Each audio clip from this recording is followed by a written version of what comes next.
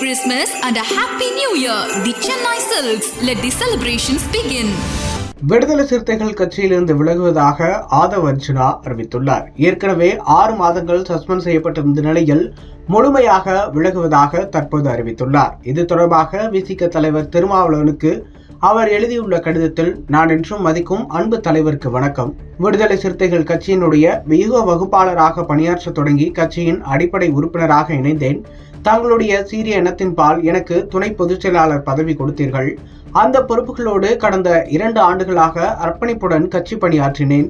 சமூகத்தில் புரையோடி இருக்கும் சாதிய கட்டமைப்புகள், அதன் அடித்தளம், தொடர்ந்து நீளும் அதிகார கரங்கள், பாதிக்கப்படும் மக்களின் துயரங்கள் ஆகியவற்றோடு நான் ஆற்றிய களப்பணிகளில் உணர்ந்தேன். அதற்கெதிரான செயற்திட்டங்களை கொள்கை ரீதியாக வகுத்து என்னை செயற்பட வைத்த விடுதலை சிறுத்தைகள் கட்சிக்கு தான் என்றும் கடமைப்பட்டுள்ளேன் என்று குறிப்பிட்டிருக்கிறார். மேலும் சமீபத்தில் நடந்த நிகழ்ச்சிகள் குறித்தும் விமர்சித்துள்ள அவர், ஏற்கனவே கட்சியிலிருந்து தன்னை 6 மாதம் இடைநீக்கம் செய்யப்பட்டிருக்கும் நிலையில் இதுபோன்ற வீணான விவாதங்களுக்கு வழிவகுக்க கூடாது என்று எண்ணுவதாகவும், இனி வரும் காலங்களில் புரட்சியாளர் அம்பேத்கர் கூறியதைப் போல அதிகாரத்தை நோக்கி கேள்வி எழுப்புங்கள் என்ற அடிப்படையில் ஜாதி ஒழிப்பு, சமூக நீதி, எளிய மக்களுக்கான அரசியல் உரிமைகள் என்ற நிலைப்பாட்டோடு மத பெரும்பான்மைவாதம், பெண்ணடிமைத்தனம், மக்களை வஞ்சிக்கும் ஊழல் ஆகியவற்றை ஒழிக்கும் அரசியல் போராட்டங்களில் தங்களுடன் தொடர்ந்து பயணிக்கவே விரும்புகிறேன் என்றும் குறிப்பிட்டிருக்கிறார்.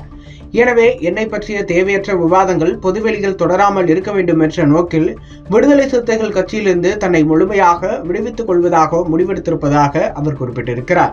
அரசியல் களத்தில் தன்னை பயணப்பட வைத்து நேரடியாக களமாடச் செய்த தங்களுக்கும் விடுதலை சிறுத்தை கட்சியின் தோழர்களுக்கும் தனது நன்றியையும் அன்பையும் தெரிவித்துக் கொள்கிறேன். கட்சியிலிருந்து வெளியேறும் இந்த கனமான முடிவை கனத்த இதயத்துடன் காலத்தின் சூழ்நிலை கருதியை எடுத்துள்ளேன். இனி வரும் காலங்களில் உங்கள் வாழ்த்துக்களுடன் மக்களுக்கான ஜனநாயகம், சமத்துவம், சமநீதி வெல்லும் என்ற அடிப்படையில் எனது அரசியல் பயணம் தொடரும். வாய்மையை வெல்லும் என்று தன்னுடைய அறிக்கையில் குறிப்பிட்டிருக்கிறார்.